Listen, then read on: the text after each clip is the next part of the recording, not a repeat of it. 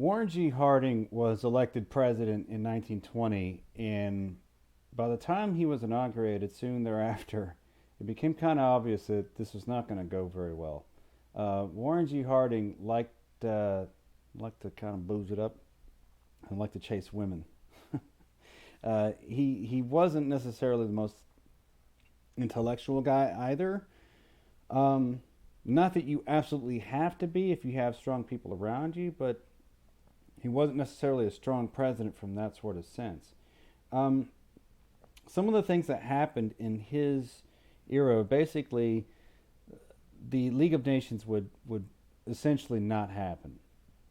That would be gone. But otherwise, though, he did work with other different countries to, especially Britain and Japan, so as to bring a sense of naval uh, production and peace. As oftentimes you would have various different naval vessels and other war goods and other transportable items that would sometimes be a little bit at odds. So as to raise the idea of there being a little bit more um, consistency in putting a moratorium on the construction of large warships so as to kind of ease any sort of economic tension, you basically have a five power pact in the early 1920s. Um, Warren G. Harding was not one of the strongest guys. He was often, perhaps, maybe, he was accused of favoring various different people in government to give them lucrative land and leasing contracts for oil and things along those lines. But before he could ever basically face any sort of legal criticism or any court cases, he got sick and he died in office. He basically had two heart attacks in 1923. And he may not have necessarily been the smartest guy, but he was at least a kind guy.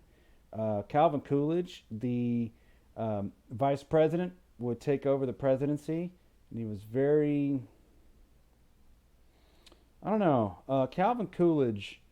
There's not a whole lot known about him other than that he wasn't really personable, and he was very cold and calculated at times.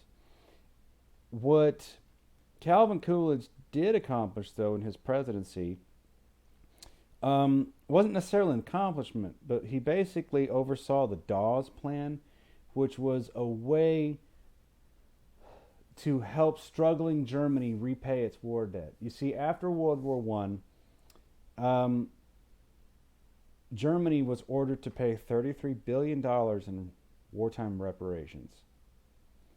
That's $33 billion in 1918 money. $33 billion is an exorbitant amount of money today, 100 years later.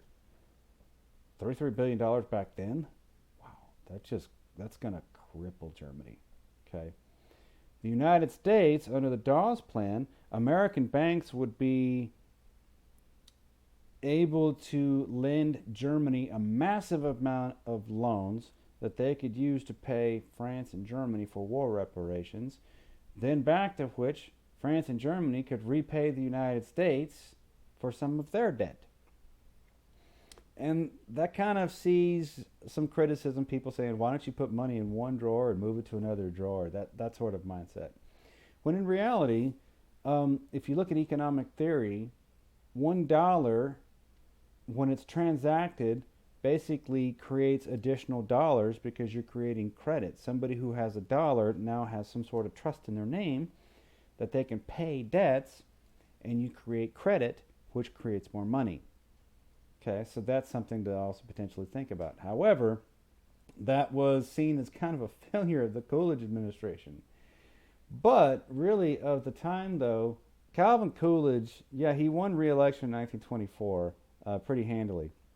But by 1928, even though he was constitutionally allowed to rerun for another term, he bowed out. He was like, I've had enough. And eventually, the Republicans would nominate Herbert Hoover to be president. Herbert Hoover um, was definitely a shrewd businessman who had various different connections, and he saw the connection between government and the private sector. Um, Public institutions have an active role in creating various different order, but the private sector has a role in creating jobs and economic growth. And he saw and struck a balance between those two.